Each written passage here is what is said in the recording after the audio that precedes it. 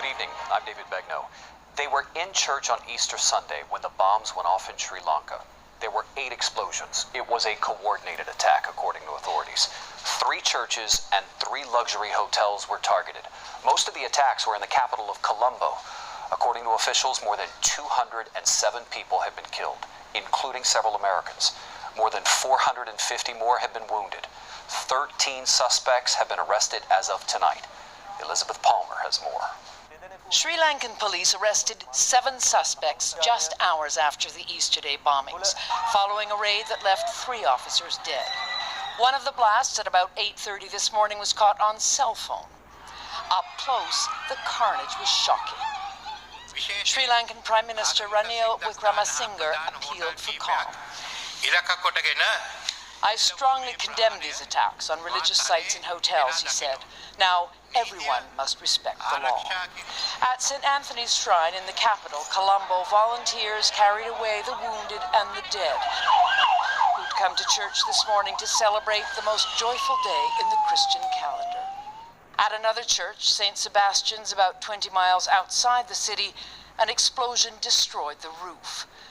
Sri Lankan police believe all the blasts were caused by suicide bombs. There was a loud explosion. Just to check, I climbed up to the rooftop. About 1 kilometer away, we could see white smoke coming out. And at that precise moment, there was a helicopter doing a flyby. An attack on Christians is unprecedented in this religiously diverse country, still fragile 10 years on from a long civil war. 3 luxury hotel resorts were targeted too today, and at least 11 foreigners were killed. Though it may be that tourists were not the intended victims, but Sri Lankan Christians who'd come to the hotels for a special Easter Sunday lunch. 7 people have been arrested in connection with the blasts. The government has shut down most social media, and a national curfew has been imposed. For more on how people in Sri Lanka are doing, we reached Arjuna Ranawana. He's an editor with thepublicnext.com in the capital, Colombo. As a community, the Christian community and the rest of the country are in shock because there's a horror at the kind of attacks that have taken place. The holiest day for Christians, and about 6% of Sri Lankans are Roman Catholics, and about 10 to 11% in total are Christians in all. So the 2 Roman Catholic churches that were attacked were very famous ones. The first is St. Anthony's at Kochikade in Colombo, which is revered by people of all religions. People who are non-Christians, who are non-Catholics come there to worship, and it is so well known, and that was the first target. The other one was in close to Negombo, which is a sort of 90% Catholic area in Sri Lanka.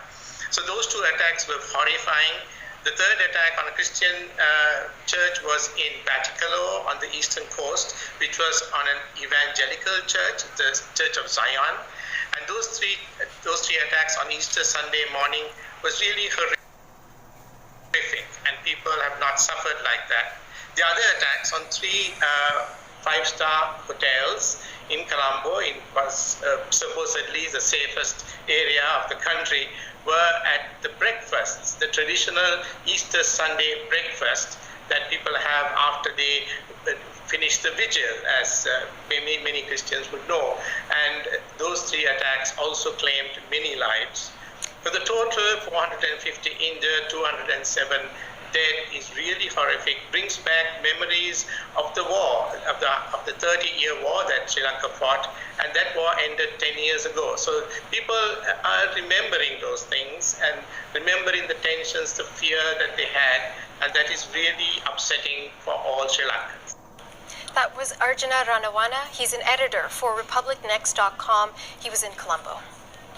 And as we mentioned, the Sri Lankan government is taking some extraordinary measures to control the situation, among them shutting down many social media platforms. For more on what this could mean for the investigation, we reached Sajan Gohel in London. He is the International Security Director at the Asia Pacific Foundation.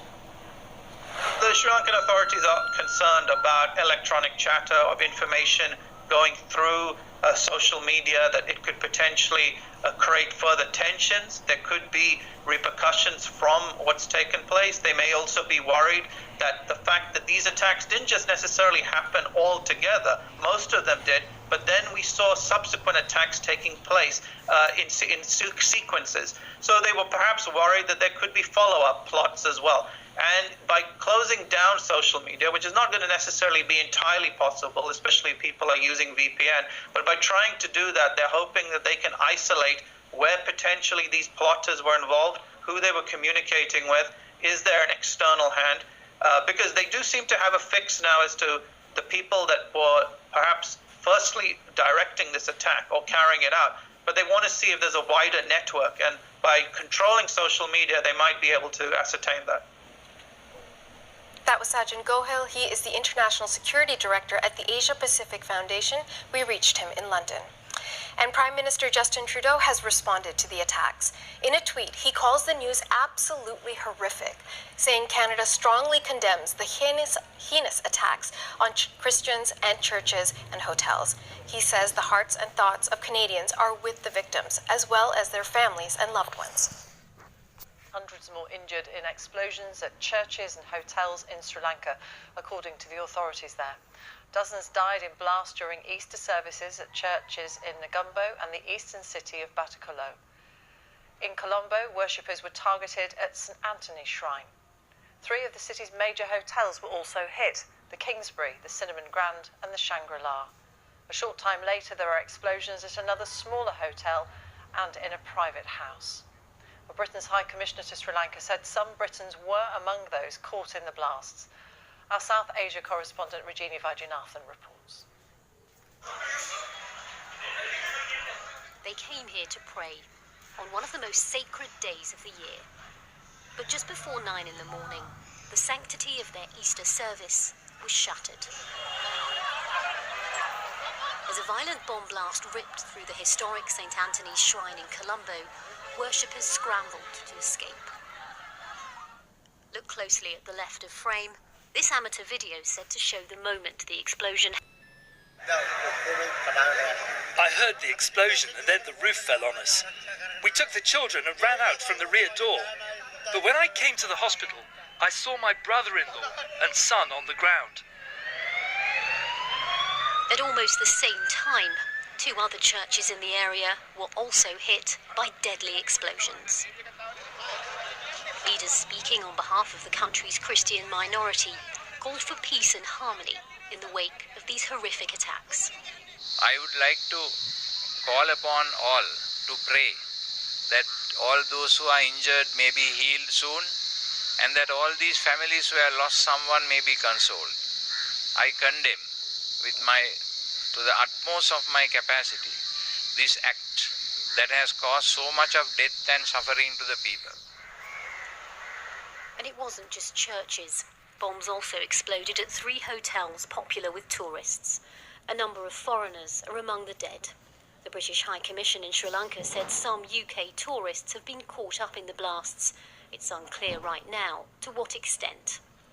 Outside the luxurious Shangri-La Hotel, the scene of one of the explosions, investigators are surveying the damage. An eyewitness who was staying on the 25th floor told the BBC what happened. We could hear 2 loud bangs and the entire room was shaking. I could see that a lot of guests are being taken to different hospitals. There were casualties both for the hotel staff and the guests. As grieving relatives waited for updates, 2 further blasts were reported. The sheer scale of these attacks suggests they were coordinated. The island of Sri Lanka is on a state of high alert. Next month marks 10 years since the country's civil war ended. Today's blasts are the worst this country's seen for more than a decade. Rajini Vaidyanathan.